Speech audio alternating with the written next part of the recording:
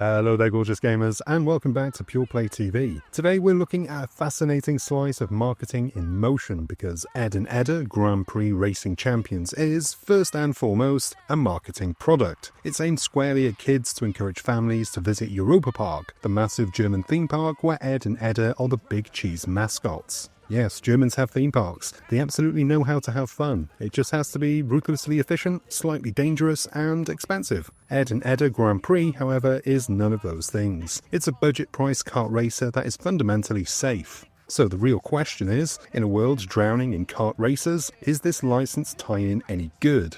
Or is it just another piece of disposable marketing fluff? Watch on and find out. Let's be honest, the kart racer is the go-to genre for any franchise tie-in. It's a well-worn formula, so I can't really throw shade at the game for simply existing. It's a concept that has been done to death, and we all know that Mario Kart will forever be the undisputed, gold-plated standard. It's the benchmark. It will always be part of the conversation. Ed and Edda will not. But that doesn't mean it's a total car crash. You just have to seriously manage your expectations. If you're a 30-something player looking for the next big competitive racer, you're in the wrong place. But if you're under the age of 10 or have a child around that age, then you'll probably appreciate what the game is doing. It's important to remember that this is a game for kids. It's designed to be a complementary piece to the movie, part of the media ecosystem where kids see the film, see the ads, and then bug the parents into buying the game. And it must work because these things just keep coming out. But unlike many of them, this one isn't a cynical, broken mess. So what's it actually like to play? Well, the core driving feels a bit off at first. The drifting, which is the absolute soul of any good kart racer, has this strange, almost floaty quality. It takes a good few races to wrestle with and lean into its specific logic. It's not broken, it just doesn't have that immediate, satisfying snap that you get from the genre's best. Then you have the gadgets, this game's version of weapons. They are not very original.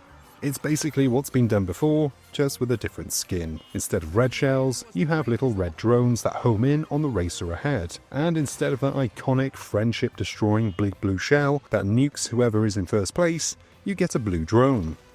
But its execution is the definition of anticlimax. It pulls up beside you, gives you a polite little zap, and you'll slow down for all of about a second before you're pulling away again. It doesn't inspire rage and terror, it's more like a sternly worded letter from your rival. Where the game earns some serious points back though is in its progression. There are a ton of upgrades for your karts to be earned entirely through play. You play, you finish tournaments, you level up, you get new parts. That's it.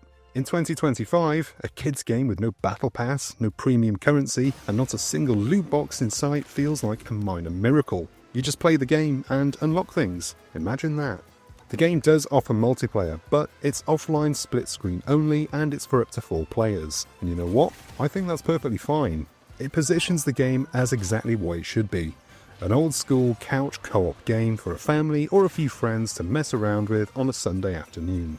Biggest weakness, however, is in the content. There are only 12 tracks, spread across 3 tournaments. For the first hour or two, that feels fine. But if you actually want to beat the game, to unlock the best parts for your favourite characters, you will be playing those same 12 tracks over and over and over again. And if you're a completionist, chasing all the achievements and trophies, you can add another couple of over and overs to that sentence. It gets samey, fast. The tracks themselves are based on various European cities, but unless they're iconic locations like Paris, they don't really stand out.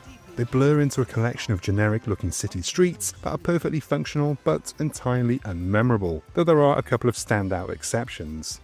The graphics are decent enough for its target audience. It's a Unity game, and it looks exactly like you'd expect a budget Unity kart racer to look like. It's colourful and clean, but it lacks any real artistic flair. It is, in a word, serviceable.